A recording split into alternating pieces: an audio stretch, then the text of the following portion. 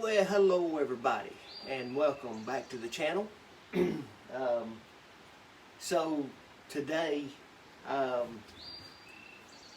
took the Ripper for a long ride yesterday. Um,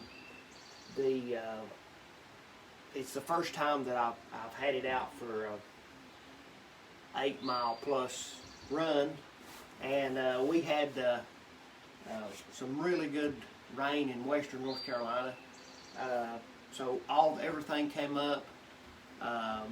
If you watched the last video, I have to apologize. I've been having some GoPro issues, and I just completely forgot to even take a GoPro the day we had the high water run. But very exciting run. But today we want to talk about the Piranha Ripper, and you know, this is the Ripper 1, and I just picked this one up maybe 2 weeks ago, and of course the guy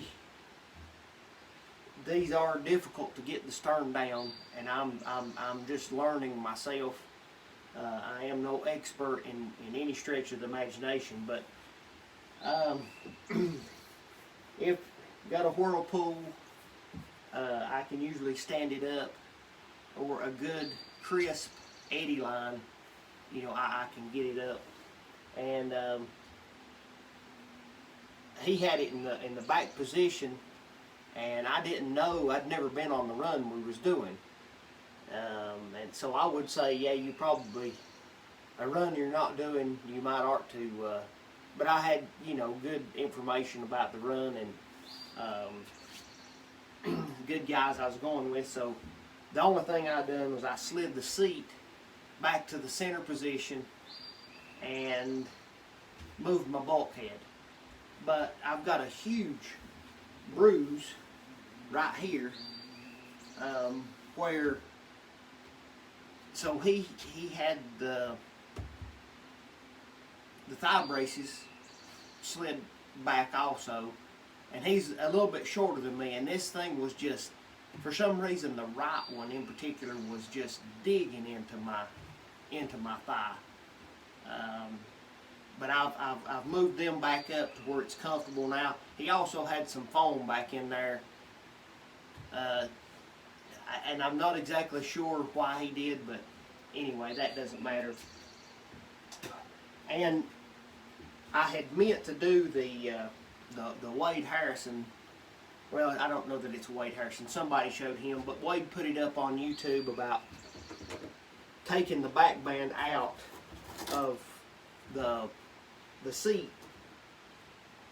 the holes that's drilled in the seat, and moving it up with a piece of webbing. And I had a little bit of so all my tubular webbing is in sewed slings, and I didn't want to cut up a sewed sling to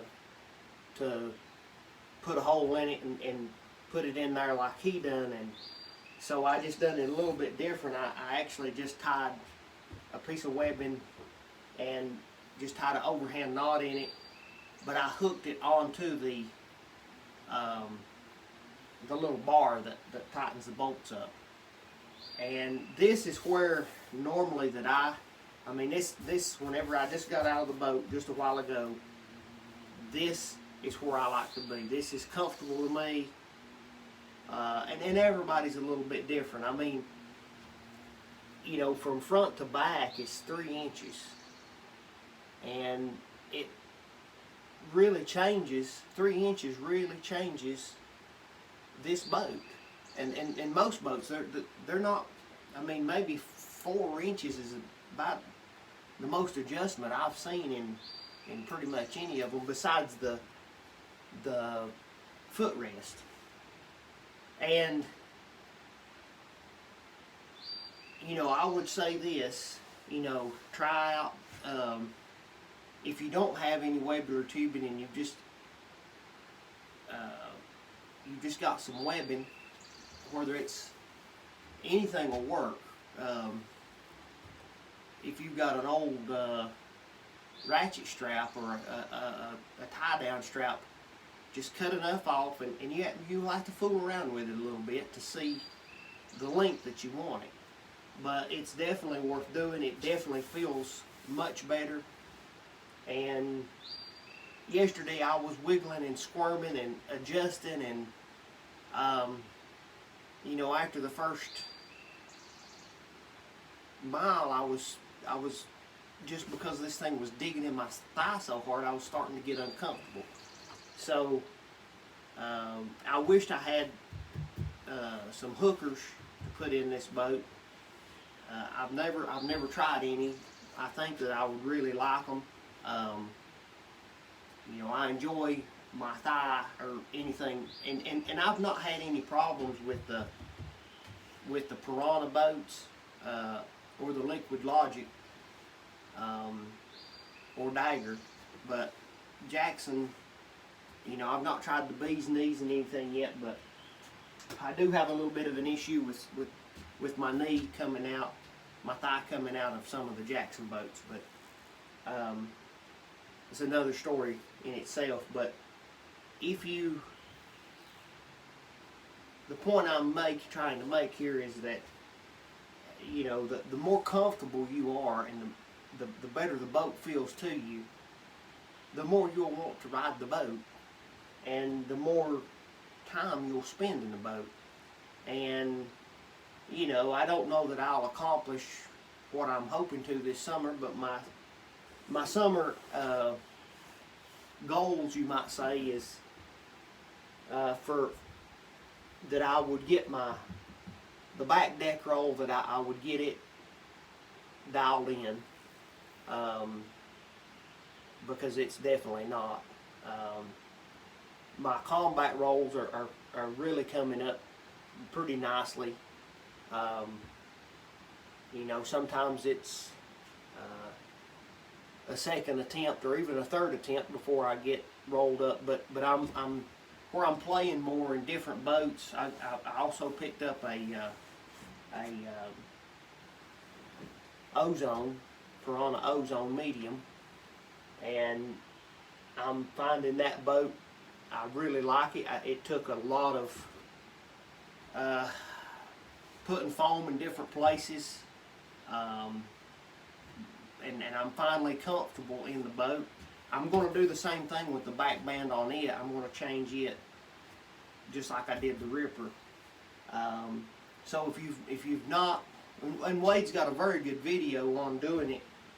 I wouldn't say that I done it in 10 minutes, but you know, I probably fooled around with it for an hour of, you know, tying my knot, making sure that I was exactly the length I wanted to be.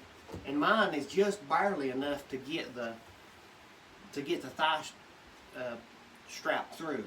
I kept it really close, but it makes a huge difference. And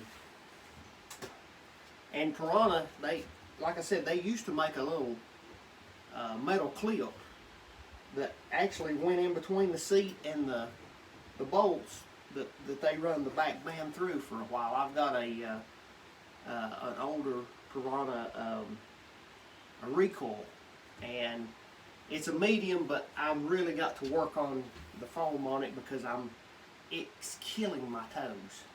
But and it's just because I'm too tall.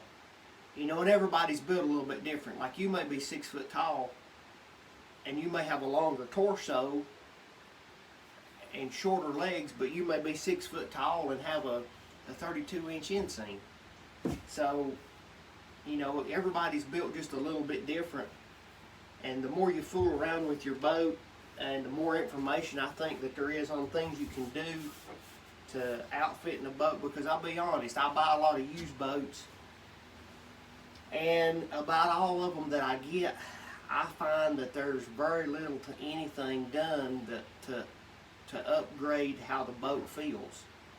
I mean, I think most people, they just get the boat, and it's not that you can't ride them from factory, you can, but they don't work on, you know, the shims on the hips. I mean, I buy boats from guys that's skinnier than me, and some from bigger than me, and I just find that if they still have the foam that come with the boat, that they've not used any of it. And so they send you that foam for a reason, and you know, you should try to make the boat as comfortable.